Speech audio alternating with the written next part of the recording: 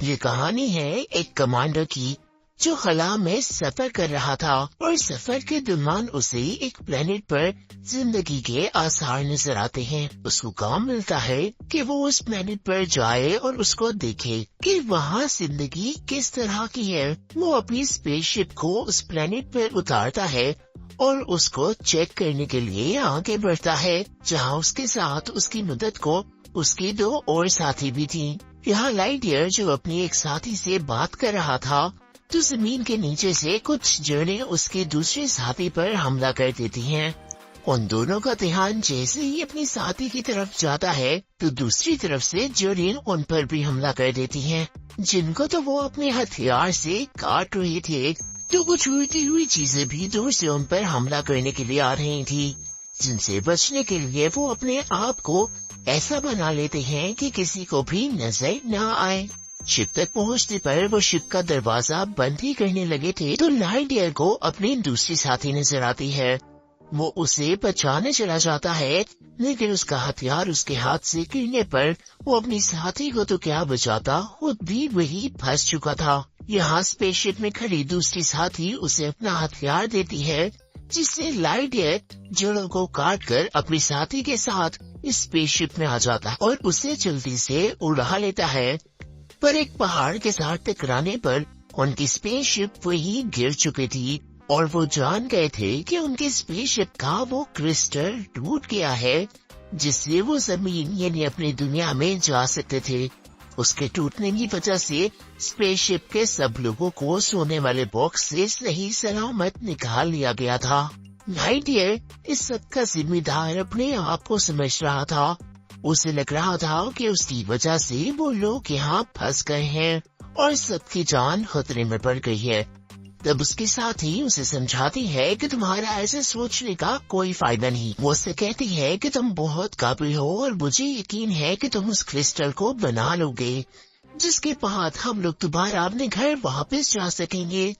ان کے پاس جو کچھ بھی تھا اس کا اور پلانٹ کی طاقتوں کا استعمال کرتے ہوئے وہ آخر 4 سال میں اس کرسٹل کو تیار کرنے میں کامیاب تو ہو جاتے ہیں، پر بڑا کام تھا کرسٹل کو چیک کرنا۔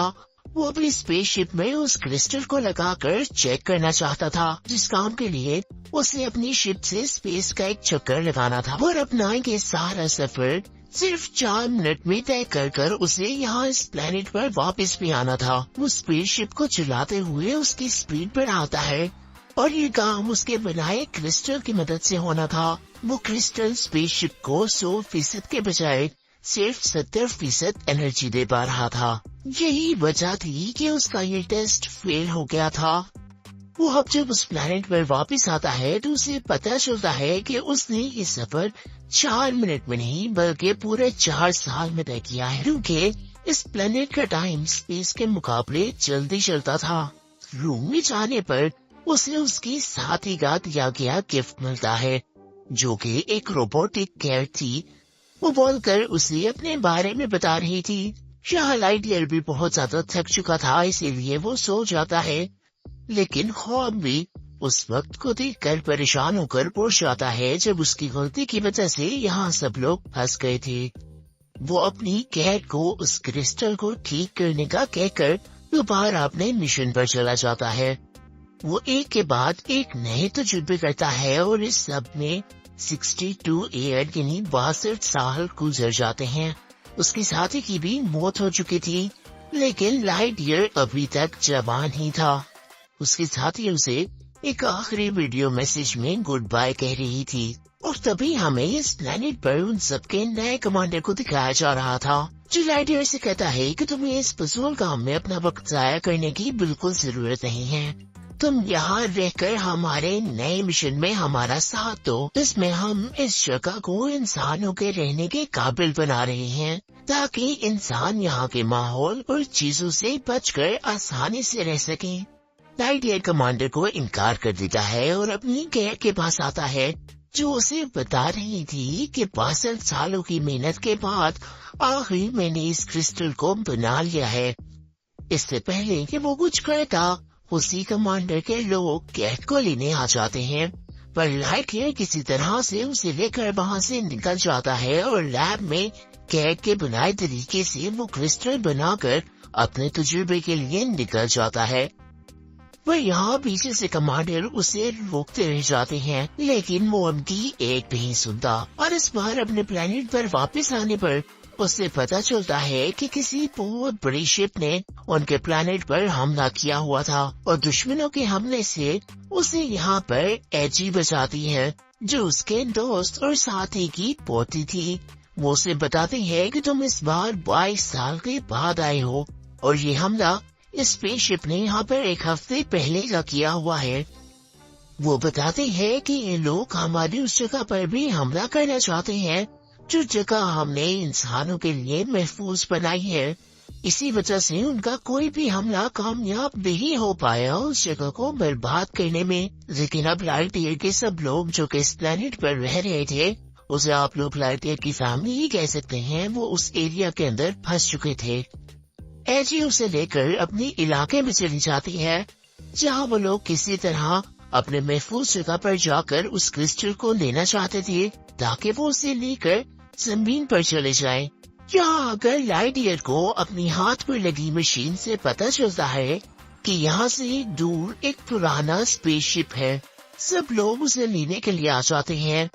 उस स्पेसशिप के अंदर कुछ स्पेस सूट भी थे जो लाइटईयर के साथ साथ उसके सभी साथियों ने पहन लिए थे, लेकिन उन सभी पर इस वक्त उस प्लेनेट की कोई मखलूक हमला कर देती है, जिनसे बचते हुए वो लोग अपनी स्पेसशिप को आसमान की तरफ ले जाते हैं। तो यहाँ उन पर दूसरी स्पेसशिप हमला कर देती है, जिससे वो लोग दोबारा नीचे गिर गए थे। उनका क्रिस्टल भी गिर गया था जो अब उनके दुश्मनों के पास था, और यहाँ दुश्मनों की तरफ से लाइटईयर को भी पकड़ लिया जाता है। लाइटईयर की दुश्मन की जब शक्ल देखी जाती है तो वो भी असल में लाइटईयर ही था, जो कि उसके फ्यूचर से आया था। यानी वो एक बूढ़ा लाइटईयर था जो इस वक्त अपने खुद के सामने था। उसके साथ उसके साथी की दी हुई कैट भी थी। वो बूढ़ा लाइटईयर जवान लाइटईयर से कहता है कि मैं फ्यूचर से आया हूँ, और वो बूढ़ा लाइटईयर को अपनी कहानी सुनाता है। तब की जब वो अपने एक्सपेरिमेंट में कामयाब होकर आया था, उसका एक्सपेरिमेंट कामयाब हो गया था, इसका मतलब था कि वो आखिरकार अपने घर वापस जा सकते थे। लेकिन जैसे हमने पिछले सीन में देखा, यानी लाइटईयर के पास्ट में देखा कि उसका कमांडर उसे तजुर्बे करने से भी रोक रहा था, इसीलिए उसके वापस आने पर कमांडर उसे गिरफ्तार करने वाला था। लेकिन लाइटईयर क्योंकि ऐसा नहीं चाहता था, इसीलिए वो अपने क्रिस्टल की पूरी ताकत का इस्तेमाल करते हुए अपनी शिप के जरिए स्पेस में जाता है, और वो किसी वजह से फ्यूचर में पहुंच जाता है, जहाँ हर चीज बहुत ज्यादा एडवांस थी। बूढ़ा लाइटईयर अपनी कहानी सुनाते हुए लाइटईयर से कहता है कि मैंने सोचा अगर हम इस क्रिस्टल की मदद से फ्यूचर में आ सकते हैं तो पास्ट में जाकर इस प्लेनेट पर आने से भी स्पेसशिप को रोक सकते हैं। यानी मूवी के शुरू में जो हुआ, वो लोग जब इस स्पेसशिप पर आए, वो लोग इस सारी चीज को रोक सकते हैं और सीधा दुनिया में जाने पर उनको यहाँ की कोई भी मुश्किल नहीं आएगी। छोटे लाइटईयर को भी ये बात पसंद आती है। बूढ़ा लाइटईयर बताता है कि मैं तो और भी ज्यादा पास्ट में जाने वाला था, लेकिन यहाँ तक आते हुए मेरा क्रिस्टल खराब हो गया, और अगर हमने और पास्ट में जाना है तो मुझे यहाँ पर तुम्हारा क्रिस्टल चाहिए, जो लाइटईयर यहाँ उसे दे भी देता है।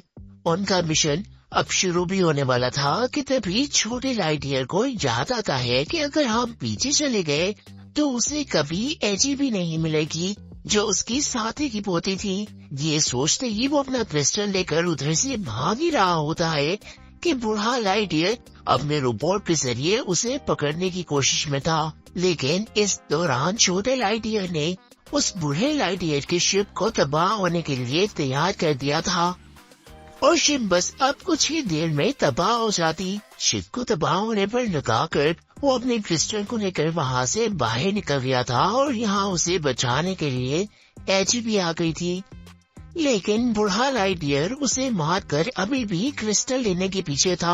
यहाँ एजी और छोटे लाइटईयर की सारी टीम एक शिप में बैठ जाती है, लेकिन क्योंकि लाइटईयर उस शिप तक ना पहुँच पाया था, اسی لیے وہ اپنے آپ کو بچانے کے لیے ایک پلین میں بیٹھ گیا تھا، جس پلین کو اب بوڑھے لائٹیئر نے پکڑ لیا تھا۔ وہ اس کے پلین سے اس کا کرسٹل بھی لے لیتا ہے۔ لائٹیئر اپنے آپ کو بچانے کے لیے اس پلین سے بھی نکل گیا تھا اور اپنے زو کے ذریعے اڑتے ہوئے اس نے بوڑھے لائٹیئر کو مار دیا تھا۔ اس ساری جنگ کے اندر اس کا اپنا کرسٹل بھی تباہ ہو گیا تھا۔ یہاں باقی سارے بھی بہت مشکل سے لائٹیئر کی مدد سے اپنی شپ کو لینڈ کروا چکے تھے، اور اب اپنے پلانٹ کو بوڑھے لائٹیئر سے آزاد کروانے کے بعد ان کا کمانڈر ان کو دوبارہ وہی مشن دیتا ہے جس میں ان کو اس پلانٹ کو انسانوں کے رہنے کے قابل بنانا تھا۔ کرسٹل ٹوٹنے کی وجہ سے اب لائٹیئر نے بھی زمین پر جانے کی کوشش چھوڑ دی تھی، کیونکہ اسے اب نیا کرسٹل بنانے میں دوبارہ کافی سال لگ جاتے، پر اس طرح وہ اب اپنے نئے ساتھیوں کے ساتھ ایک نئے مشن پر تھا، جس کے ساتھ یہ کہانی یہیں پر ختم ہو جاتی ہے۔